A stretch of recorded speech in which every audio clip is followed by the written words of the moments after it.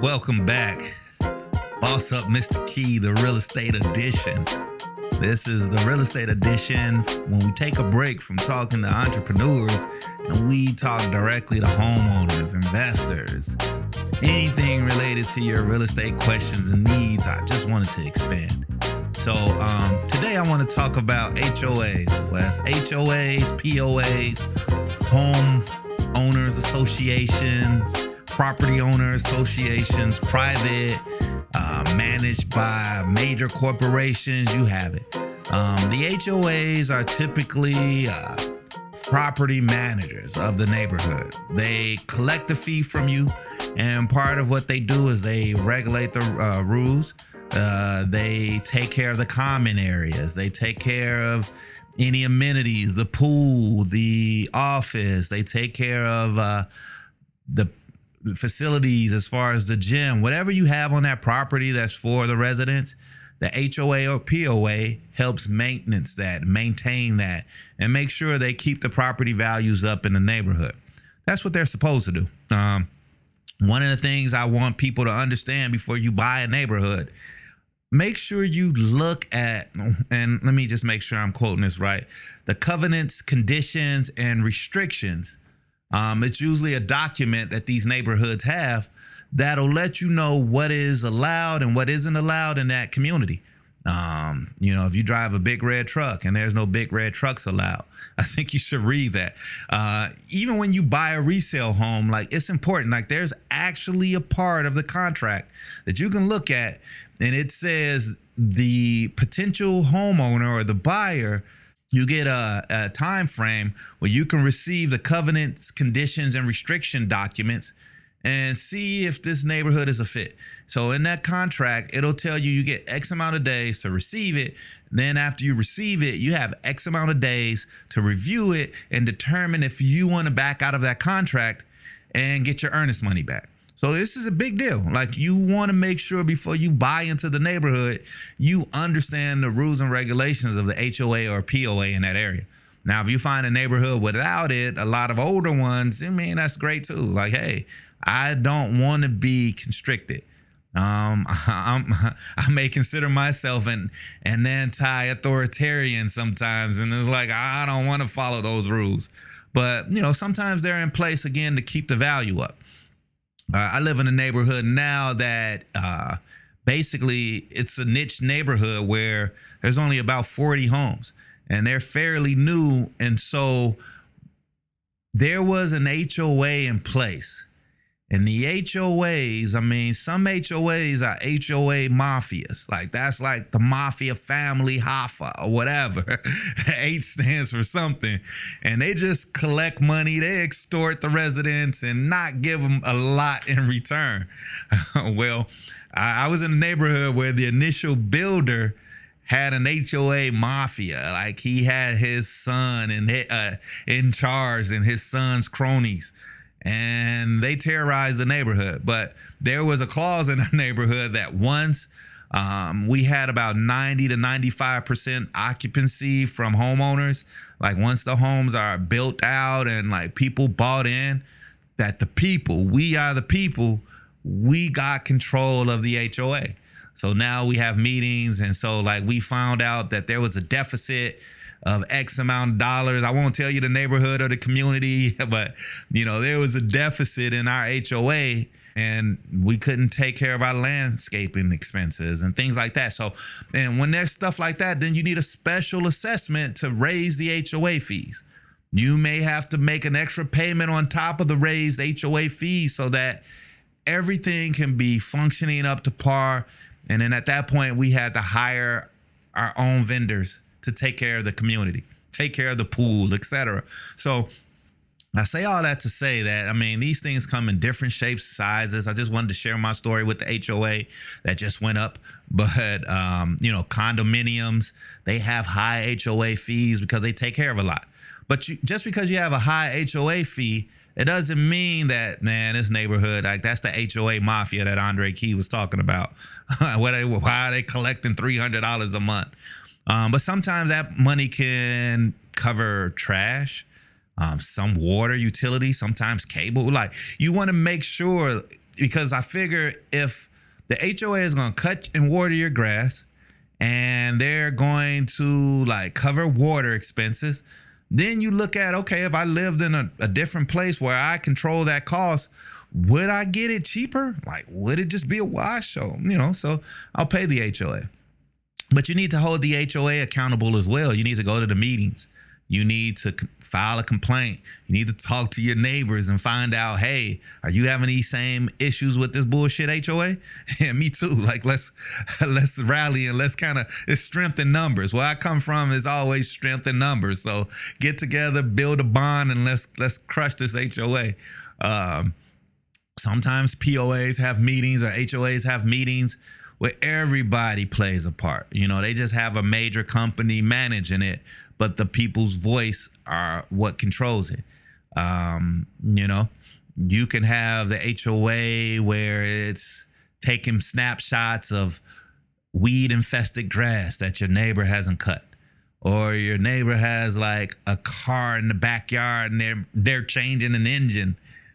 Some of that stuff is eyesores to a community. So you may want to, make sure the HOA knows. Some people mind their own business. Some people do the HOA jobs just like cops. Like they all drive around and take pictures and send it to the HOA. Are you mad at that person for snitching? Or are you thinking about the values of your property? Those are some things you got to look at. I have a client that was buying a home. He had like 2 old school cars. His garage, was kind of 2 cars for him and his wife. So it was like, hey, we do not want you to have cars on the street for X amount of days. Like that's something he needed to know. So you definitely want to do your due diligence, get with your trusted professional to know if these HOAs or POAs fit your need. And there's some people that's just like, I don't want it. Okay. When you move in next to the person that has 10 cars in the driveway, they haven't cut their grass in weeks. I mean, there's been some hoarders that live next doors to people that, rodents start to collect.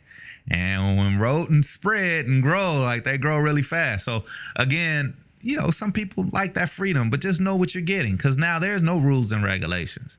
We don't care what happens. Like, you can park whatever, and you may need that neighborhood. You may need that neighborhood to park your work truck in front of the house. You might need that. You may need that neighborhood because you don't care if people like speed through the block. Somebody's doing 50 in a residential. Like you might, it's not going to really happen. I don't care. I refuse to pay the HOA, POA mafia. You just have to understand that. And certain situations, you want to make sure that whoever you elect as the officials, the president of the HOA. My mom was a president of an HOA of a property we had in Florida. And, she was finding all kind of stuff that the old regime did. And so like when people have power and there's money involved, you just don't know if it's being mismanaged. So again, there needs to be checks and balances. If the HOA is ran for the people, by the people, you need to know, so interview people, see, hey, what makes you qualified? Like, how can you run our HOA? How can you run our POA?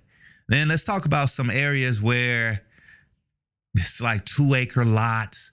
There's communities with 5-acre, like everybody in the neighborhood has a 5-acre tract of land and they have a home on it. And there's like a POA or like a private HOA that is for the people, by the people. And they don't even, it's like 30, 40 years old and they don't even regulate. Like they don't care. You got 5 acres, do what you want. Like I can't see you from my yard. I mean, don't grow anything in the back that the DEA is going to come after, but hey, you do what you want. So there are neighborhoods where it's like that. They don't enforce it, but you can't be like, I'll take that chance. Sometimes there's restrictions on the properties. Let's go back. So in those neighborhoods, there's a HOA and sometimes stuff isn't enforced, but you may need to be the collector and go tap on doors. Hey, we need to petition this. We should just change this in the HOA. Because new people will come, people will sell. Like, somebody may determine to enforce this non-enforced law in the future. So we should try to take it out. But there's other things that happen on top of an HOA or POA. There's restrictions, property restrictions. So let's go back. 5-acre tracts. 1-acre tracts. There's 30 homes. Somebody sold 30 acres to a developer, and he made 30 homes on 1-acre tracts. And so, but the property still had deed restrictions. Those restrictions state that you cannot have fowl or birds or chickens on your acre tract.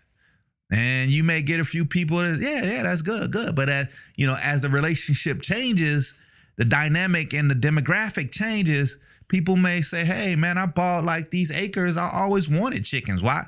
That's not a big deal. Why can't we have that? And so a lot of times it takes the majority vote. So you may have to go through that neighborhood and petition folks to try to get people to change, that want to go in and change a deed restriction. Sometimes deed restrictions drop off after X amount of years. So after so many years, you could do whatever you want. I had a client buy 40 acres. It had a deed restriction that you can't like make it into commercial or turn it into commercial business for the life of the property. So, I negotiated it and then said, hey, my client has children that he may want to, at that point, his children were like grammar school, 4th grade, 5th grade. I'm like, hey, in the future, they may inherit this property. And in the future, this area may look totally different. So for you to lay down a law that's supposed to last until infinity, that doesn't make for a good investment. I'll tell you what, because at a certain point, it's none of your business. You sold the property. So I'll tell you what, for your neighbor's sake, I get it. Instead of a lifetime, how about we shorten that to maybe 7 to 10 years?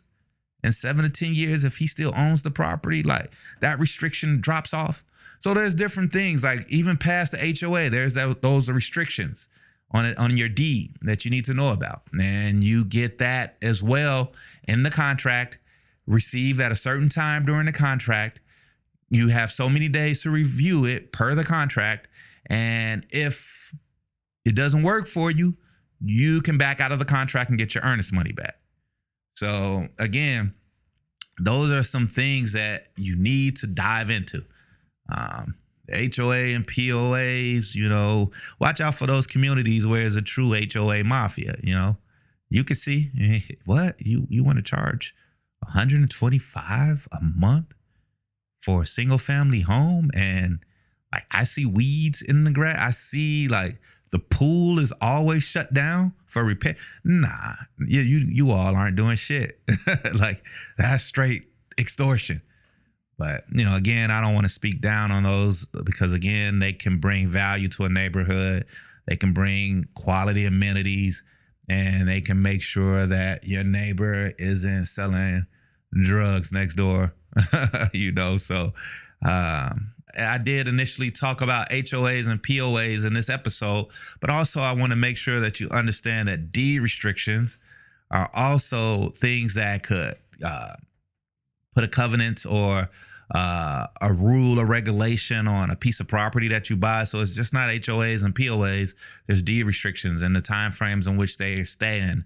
And then there's like very old vested POAs and HOAs or, private sectors on the property that only the neighbors can vote on or vote out.